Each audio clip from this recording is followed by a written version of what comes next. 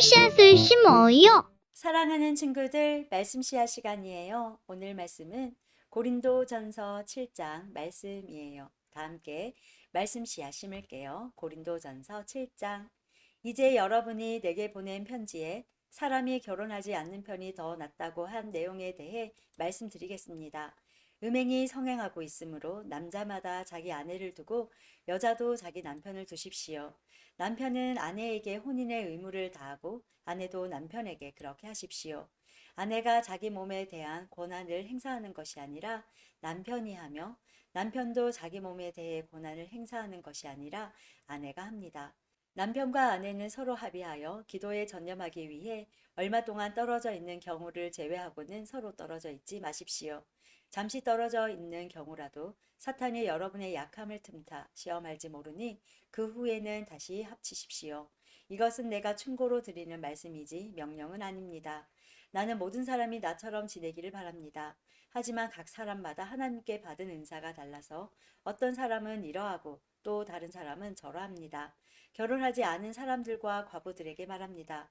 여러분들도 나처럼 결혼하지 않고 지내는 것이 여러분에게 좋습니다.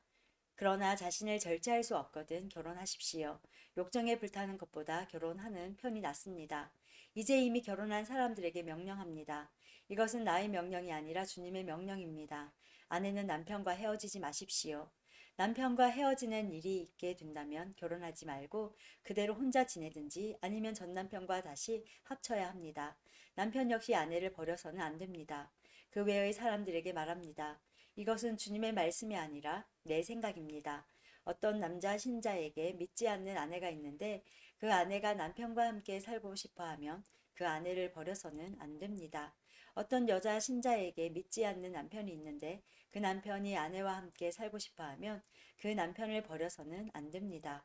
그것은 믿지 않는 남편이 아내를 통해 거룩해지고 믿지 않는 아내가 남편을 통해 거룩해지기 때문입니다. 그렇지 못하다면 여러분의 자녀도 깨끗하지 못할 것입니다. 하지만 여러분이 보시다시피 여러분의 자녀는 거룩합니다. 그렇지만 만일 믿지 않는 남편이 헤어지려 하면 그렇게 하도록 하십시오. 믿는 남자나 여자나 그런 상황에서는 상대방에게 얽매일 필요가 없습니다.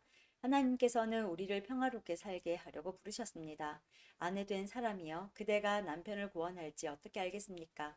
남편 된 사람이여 그대가 아내를 구원할지 어떻게 알겠습니까? 각 사람은 주님께서 각 사람에게 나눠주신 대로 그리고 하나님께서 부르신 위치를 그대로 유지하며 살아가십시오.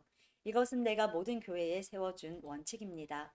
부르심을 받았을 때 이미 할례를 받은 사람이 있다면 할례 받은 표시를 없애려 하지 마십시오. 그러나 부르심을 받았을 때 할례를 받지 않은 사람이 있다면 할례를 받으려 하지 마십시오. 할례를 받았느냐 받지 않았느냐 하는 것은 아무것도 아닙니다. 하나님의 계명을 지키는 것이 중요합니다. 각 사람은 하나님께서 그를 부르셨을 때의 상태 그대로 살아가십시오. 노예였을 때 부름을 받았습니까? 그것 때문에 마음 상해하지 마십시오. 그러나 혹시 자유를 얻을 기회가 생기면 그 기회를 활용하십시오. 주님 안에서 부르심을 받았을 때에 노예인 사람은 주님께 속한 자유인입니다. 이와 마찬가지로 부르심을 받았을 때에 자유인인 사람은 그리스도의 노예입니다. 여러분은 값을 치르고 산 사람들입니다. 더 이상 사람들의 노예가 되지 마십시오. 성도 여러분, 여러분 각 사람은 부르심을 받은 위치에 그대로 머물러 계시면서 하나님께 책임을 다하시기 바랍니다. 이제 여러분이 편지에 언급한 결혼하지 않은 처녀들에 관해 말하고자 합니다. 이 부분에 대해서는 특별히 주님으로부터 받은 명령이 없습니다. 하지만 나는 주님의 자비하심을 힘입어 믿을 만한 사람이 되어 의견을 제시하고자 합니다. 현재 겪고 있는 위기를 생각하면 결혼하지 않은 사람은 현재대로 지내는 것이 더 좋다고 생각합니다. 아내가 있는 사람이 있습니까? 아내와 헤어지려 하지 마십시오. 아내와 헤어졌습니까? 아내를 구하려고 하지 마십시오. 그러나 여러분이 결혼한다고 해도 죄를 짓는 것은 아닙니다. 처녀가 결혼한다고 해도 죄를 짓는 것은 아닙니다. 다만 결혼한 뒤에는 이 세상에서 겪는 환란을 맞이하게 될 것입니다. 나는 여러분을 아껴서 이런 말을 하였습니다. 성도 여러분, 내가 하고자 하는 말은 이렇습니다. 시간이 얼마 남지 않았습니다. 지금부터는 아내가 있는 사람들은 아내가 없는 사람처럼 사십시오. 우는 사람은 울지 않는 사람처럼, 기쁨에 넘친 사람은 기쁘지 않은 사람처럼, 물건을 사는 사람은 자기가 산 것을 가지고 있지 않은 사람처럼 사십시오. 세상 물건을 쓰는 사람은 그것들의 마음이 빼앗기지 않는 사람처럼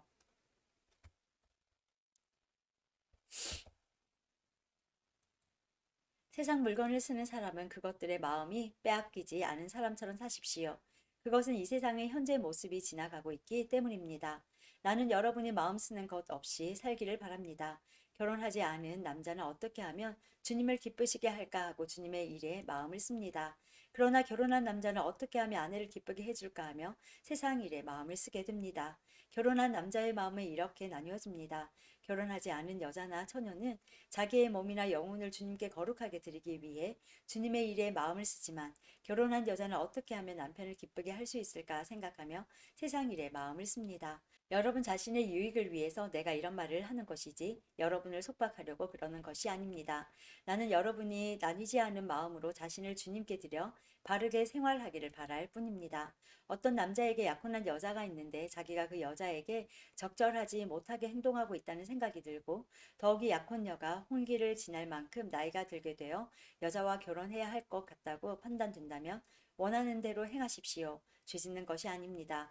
두 사람은 결혼하는 것이 좋습니다. 그러나 자기 마음에 결혼하지 않기로 굳게 결심을 하고 또 반드시 결혼을 해야 되는 것도 아니고 자신이 욕정을 억제할 능력이 있어서 약혼한 처녀와 결혼하지 않기를 결심을 했다면 그것도 잘하는 것입니다. 그러므로 자기가 약혼한 처녀와 결혼을 하는 것도 잘하는 것이지만 결혼하지 않는 것은 더 잘하는 것입니다. 여자는 남편이 살아있는 동안에는 남편에게 매인 몸입니다. 그러나 남편이 죽으면 자기가 원하는 사람과 자유롭게 결혼할 수 있습니다. 단 남편 될 사람은 반드시 주님을 믿는 사람이어야 합니다. 이것은 내 판단입니다만 그런 여자는 재혼하지 않고 혼자 지내는 것이 더 행복할 것입니다. 나에게도 하나님의 성령이 있다고 생각합니다. 오늘도 말씀 씨앗 모두 잘 심었어요. 우리 내일 또 만나요.